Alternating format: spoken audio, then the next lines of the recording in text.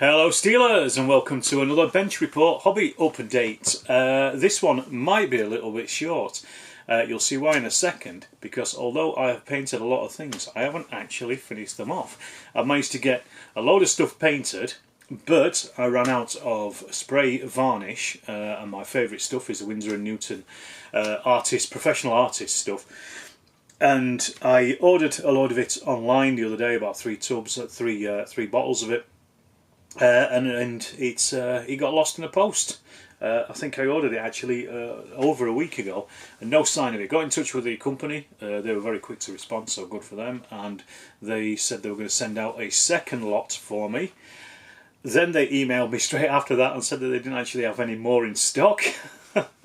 So I'm now waiting for it to come from their supplier instead. So I'm kind of just waiting, and it hasn't turned up by this weekend, so maybe tomorrow, Monday, maybe Tuesday, Wednesday, I don't know yet.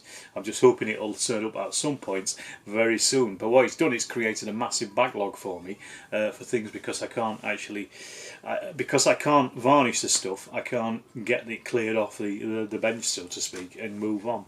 However, that said, I have actually painted you'll remember the 1/600 scale Battle of Britain planes that Paul from Sabotage sent over. I've started on those. I've got the Spitfires done, I've got the BF-109s, Messerschmitts, I've got the Hurricane Mark 1s done, I've also got the BF-110s done, the other Messerschmitts, and I've worked on, finished up the Heinkel HE-111s as well. I've currently got the Dornier Do 17s here on the table. I'll show you some pictures of the painted stuff at the moment. I've also got, as well, you'll notice as a camera is panning around, is a Panzer Grenadier platoon as well. This is for Chain of Command. This I painted straight after our game with Dex last week, so that again has been waiting for the varnish to finish those off, but they are done practically. And as I say, as are the 1/600 aircraft. So I've got tons of stuff there just ready to go. I'm just kind of waiting now, as I said, for that next stage. They're all mounted up, ready to go. I don't have much of the aircraft left to paint. Fewer of them anyway. I've got the Junkers 88s.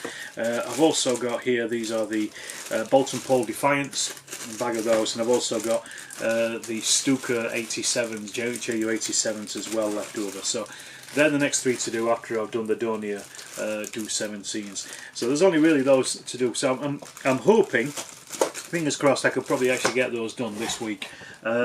People keep saying, oh, you're really fast with these, and to be honest, they are really quick to do, because all I'm doing is pretty much just a quick base coat, then a wash, a little bit of dry brushing, and then a couple of details really, and then another wash on those details, and that's literally it, to be honest.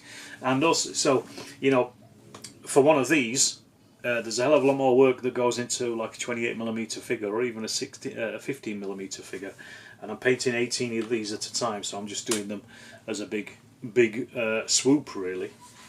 So, as I say, yeah, I'm kind of stuck at the moment as to what I can do. Also, this weekend has been absolutely roasting hot as well, so it's been almost impossible to get up here into the war room itself because it's just so hot. I was able to get in the morning, but that's about it. Once the sun gets up over the top, it's just boiling hot. So I've actually spent the weekend reading, and what I've been reading is a thing that I got in the post, which is this, the Panzers of Prokhorovka, the myth of Hitler's greatest armoured defeat. This is a brand new book by Dr. Ben Wheatley. I follow him over on Twitter. I'll suggest you do as well if you don't already. And it's a re-examination of the German losses at the Battle of Prokhorovka, and busting the myths of it as well. And I very rarely do this, but I actually sat down and read this in 2 days. It's not often at all that I actually sit down and just read a book from cover to cover in such a short time. But that probably gives you an idea of how much I was enjoying it. I'm going to do a proper review of this, so look out for that soon. I'll probably do that, maybe after I've done this video perhaps, but I'll put that together, maybe this week, maybe next, I don't know yet, but it's a fantastic book, really good. A very short review is, yes, it is well worth the money. It's just come out from Osprey. This is the hardback version. I don't know if they're going to be doing a soft cover version. They might do at some point in the future. This, I think I paid about 23 quid for it, so not a massive amount. As you'd expect from Osprey, there's lots of nice photos in it, lots of really good maps in it, and also tons and tons of data, which is what this is all about. It's really about an examination of the tank losses that the SS, Second SS Corps were sustaining during the Battle of Podkrofra. And I'm not spoiling it for you, but it's very low. It's not what the Soviets said. I mean, a lot of people know that anyway. I mean, it's been looked at relatively recently, but he's found some new information that is brand new in that. So that's well worth a look, I think. And as I say, I'll do a proper review of it where I'll talk more about the actual contents of the book itself anyway. So yeah, that's really been it. As I say, it's been too hot up here in the war room to actually record any games this weekend, and I was going to play the What's Cowboy, the last 2 scenarios of the campaign. I've been working my way through it. They will be coming soon enough, but I'm on to scenario 4 of the 6 campaigns. So I wanted to get those done, but just far too hot to do anything, so I just went and read.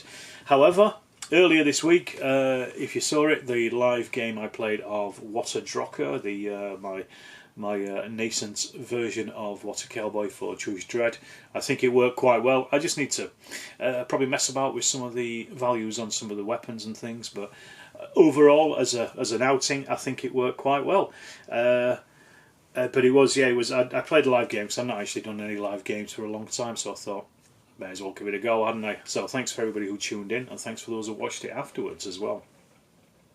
I think the only problem with live games is just the setup. It's just quite difficult, really, to get good camera angles and just get it all. To have it all in one place, so you kind of have to get one camera on the table, and if you figures go behind cover, they can't be seen by that camera.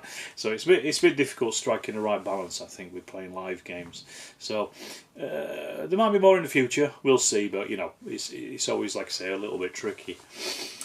The other thing I played as well was Bag the Hun with Dex down at the club. We played a game of using my Malaya stuff. I took that down, gave him 4 Hurricanes against, and I had 6 Nates, KI 40, not 43s, KI 15, no, not 15s, can never remember. Anyway, it was the Nates against his Hurricanes. I had 6 of them split into 2 sections. He had 1 which could break into 2 sections as well if he wanted. Gave him a top ace and a junior ace, and myself a junior ace. Just wanted to try out the aircraft, really. Really good game. I think Dex enjoyed it as well. My junior ace, although he got on the tail of several other planes, could not shoot a single thing. Couldn't hit the barn door with the proverbial 20 paces. Honestly, it was terrible dice rolling. But it was a great game all the same. And I ended up 2 of my Nates exploded. I think the luck of the Irish was definitely with Dex. But yeah, great game of Bag the Hun, and nice and easy. You just have to take a couple of boxes of aeroplanes down to the club with you and just a cloth, and it's easy setup. So yeah, that was great, really. But that's been it. As I say, just a really hot weekend so far this weekend. So I've just kind of been avoiding coming up here into the sauna as much as anything else. All I will say is, once again, as usual, just hit that subscribe button if you're watching, because a lot of people watch these videos and they don't subscribe.